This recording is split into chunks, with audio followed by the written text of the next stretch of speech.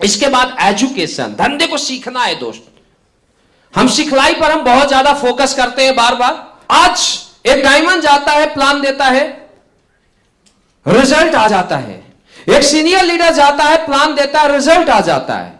एक फ्रेशर क्या करता है, 2 महीने काम करता है, 4 महीने काम करता है, 5 महीने काम करता है, 6 महीने काम करता है, और 6 महीने के बाद भी वो बंदा नेगेटिव रहता है। क्यों नेगेटिव रहता है?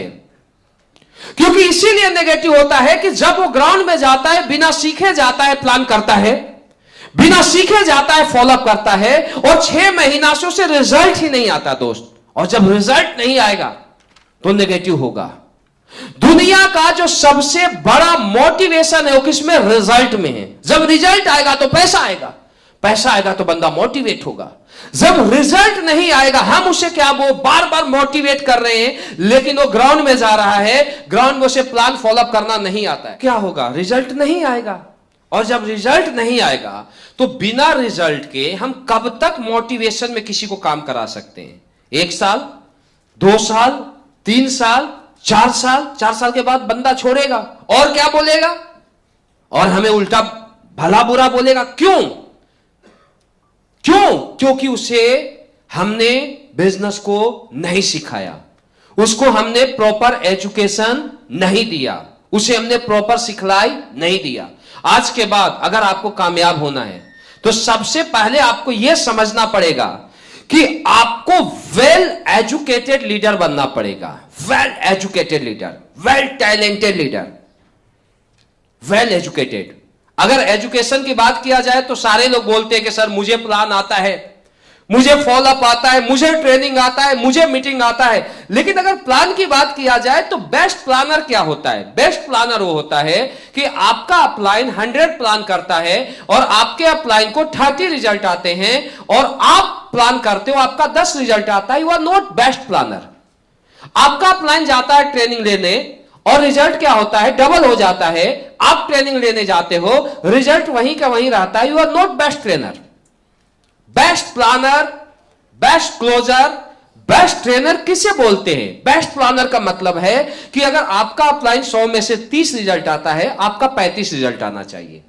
आपका अपलाइन कहीं अगर नहीं गया, आपने अपलाइन का टाइम लिया, और अपलाइन हो सकता है ट्रैफिक में फंस गया, अपलाइन हो सकता है घर में कोई प्रॉब्लम आ गया, और आप अगर स्टेज पर खड़े हो जाए, तो दोस्तों अपलाइन की कमी नहीं खलनी चाहिए। You are best trainer. ध्यान देना मेरी बात। लीडरशिप का मतलब क्या है?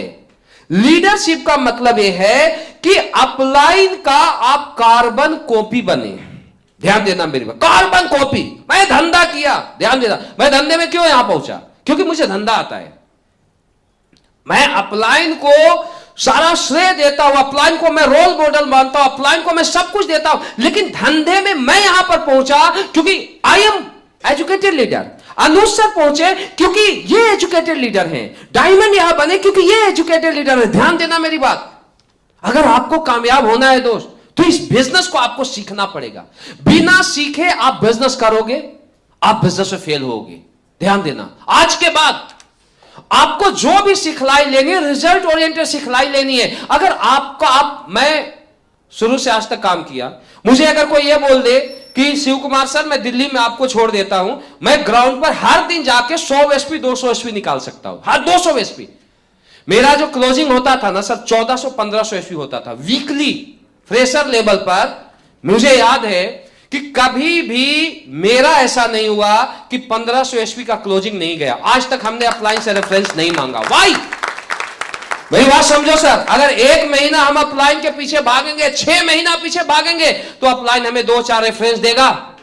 लेकिन अगर हमें धंधा आता है, हम धंधा को खुद सीखेंगे, तो दोस्त 1 महीने में 50-60 जवानी निकाल लेंगे। मेरी बात समझ आ रही है?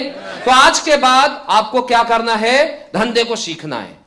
आपको सबसे पहले वेल प्लानर बनना है, फिर क्या बनना है? वेल ट्रेनर बनना है, वेल काउंसलर बनना है। ये सब कुछ आपको सिखलाई लेनी है। बिजनेस से रिलेटेड जो भी चीज होता है, अगर आपको खड़ा कर देना कभी भी, और लोग आपको सुनना शुरू कर दे, तो लोग ये चीज बोले कि यार मेरा अपलाइन। एक चीज आप ध्यान देना, अगर आप किसी का अपलाइन हो और आपके डाउनलाइन से अगर कोई ये पूछे कि सबसे बेस्ट ट्रेनर कौन है, सबसे बेस्ट प्लानर कौन है, सबसे बेस्ट लीडर कौन है, तो आपका डाउनलाइन एक ही शब्द बोले, वो आपका नाम बोलेगा कि मेरा अपलाइन है। ये लीडरशिप अपने अंदर डेवलप करना पड़ेगा। कर सकते हो? कहां से? यहां से नहीं, कहां से बोले? मेरी बातों को समझना, कहां से बोले? दिल से। और दिल से कब बोलेगा? जब आप रियल अपने अंदर टैलेंट को डेवलप करोगे। Well educated leader, well talented leader, ध्यान देना, टैलेंटेड कौन होता है? जो जिम्मेवारी को लेता है। आज के बाद ये समझो बिजनेस तुम्हारा, इस बिजनेस में जीत के भी आप ही ताज पहनने वाले हो, और हारोगे तो लूजर भी आप ही बनोगे। सब कुछ आपके ऊपर डिपेंड ऑफ यू। दुनिया का सबसे बड़ा बिजनेस आपको मिल चुका है। दुनिया में आप अपना पताका फहरा सकते हो। डायरेक्ट सेलिंग को छोटा मोटा इंडस्ट्री नहीं है, इंडिया नहीं, आगे आने वाले दिनों में आप वर्ल्ड में आप जाने जाओगे। तो दोस्तों, अगर वर्ल्ड डायरेक्ट सेलिंग का आपको बड़ा लीडर बनना है, बड़ा ब्रांड बनना है, तो अपने आप को वेल एजुकेटेड, वेल टैलेंटेड आपको बनाना पड़ेगा। आपको हर जिम्मेवारी को खुद लेना पड़ेगा, चाहे प्लान की जिम्मेवारी हो, चाहे फॉलोअप की जिम्मेवारी हो, चाहे ट्रेनिंग की जिम्मेवारी हो, चाहे मीटिंग की जिम्मेवारी हो, चाहे टारगेट ज्यादा से ज्यादा क्लोजिंग करने की जिम्मेवारी हो, सिस्टम को जिम्मेवारी है। यह हर जिम्मेवारी आपको खुद लेना पड़ेगा। मेरी बात समझ आ रही है? मेरी बात समझ आ रही है आपको? वेल एजुकेटेड लीडर बने और एक जिम्मेवार लीडर बने। आज के बाद एक लाइन में मेरी बात को समझना, जो आदमी यह बोलता है मेरा अपलाइन गलत है, जो आदमी यह बोलता है मेरा डाउनलाइन गलत है, इसका मतलब है कि वो एक जिम्मेवार लीडर नहीं है, वो एक टैलेंटेड लीडर नहीं है। आप दुनिया को नहीं बदल सकते हो, अपने आप को बदल सकते हो। आप दुनिया को टैलेंटेड नहीं बना सकते हो, अपने आप को बना सकते हो। मेरी बात को ध्यान देना, आप दुनिया का ठेका लेके नहीं बैठे हो सर। अगर आप ठेका लिए हो तो अपने आप का लिए हो। इस ग्रेटिट्यूड के साथ आपको काम को करना पड़ेगा, इस ग्रेट लीडरशिप के साथ आपको इस धंधे को करना पड़ेगा, क्योंकि ये 2014 नहीं है, 2015 नहीं है, 2022 है। और 2022 में आप तभी कामयाब होगे जब आप वेल एजुकेटेड लीडर बनोगे। मेरी बात समझ आ रही है?